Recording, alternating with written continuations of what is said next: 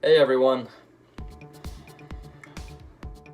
So a whole bunch of you have been telling me to make a video explaining what happened to my arm, and today I'm going to be doing that. So we're going to be taking it back to July 25th, 2019, one day before my 16th birthday. Now I went up to a kick around, and for those of you who don't know, a kick around is basically a scrimmage between teammates and it's just meant for fun. But I went for a ball, and when I went for the ball I tripped and flung myself into a goalpost. So I pinned my arm between myself and the goalpost and then fell on that same arm. So basically, you have two bones in your lower arm. You have the radius, which is on the same side as your thumb, and the ulna on the same side as your pinky. And when I hit the goalpost, both of those bones snapped completely in half, and the ulna, it slightly poked through the skin. Now when I hit the ground, the bone popped back inside and just left a little hole, which is lucky because I wouldn't want to see my bone. A cool little fact is that when it happened, I hadn't felt any pain. I must have gone into some sort of shock when it broke. For those of you who want to see my arm after it broke, on the right side of the screen I'll be inserting a picture, so if you don't want to see it you can look away, and here it is. Yeah, it's pretty nasty, isn't it? Okay, you can look back if you want.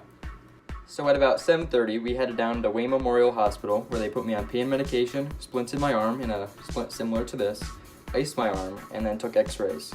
This is what my arm looked like on the x-ray after it happened. Yeah, it's pretty bad. So we had stayed at Wayne Memorial Hospital until 1:30 on July 26th and then headed west to Geisinger Medical Center in Danville, Pennsylvania. Now a few hours later when we arrived in Danville, they sent me back into the emergency room and they eventually performed a closed reduction procedure, which basically means they took the bones and put them back in place. This wasn't the surgery. Now during this procedure, they put me on a drug called ketamine. Now this drug takes away most pain that you're feeling in the body, for me the arm, and it makes your head feel a little bit loopy so you don't really know what's going on. I would try to tell you what it felt like on the ketamine, but even to me it's really confusing and doesn't make any sense.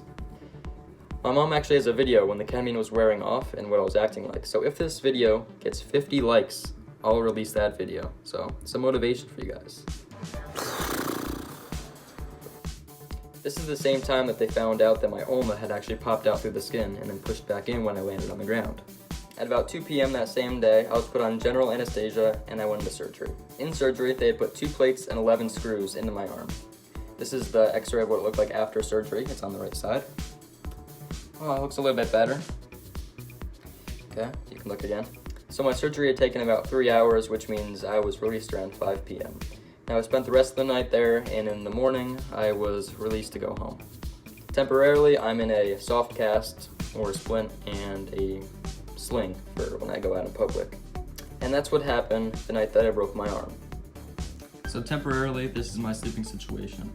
So previously I had my bed where my nightstand is and the nightstand where the bed is. I push my bed up against the wall so I can give my left arm support when I sleep. And I found some old pillow pets where I mount my arm on when I sleep to keep it elevated. So now you're probably wondering what the deal is for the future. On August 12th, I get this splint off and my stitches removed. That's also when I'm being put into a hard cast. I'll be in that hard cast for 6 more weeks, and then after that, they'll take the hard cast off.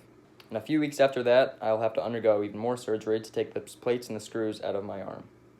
Now, until that time comes, you'll be seeing me in a cast and in a sling, most likely.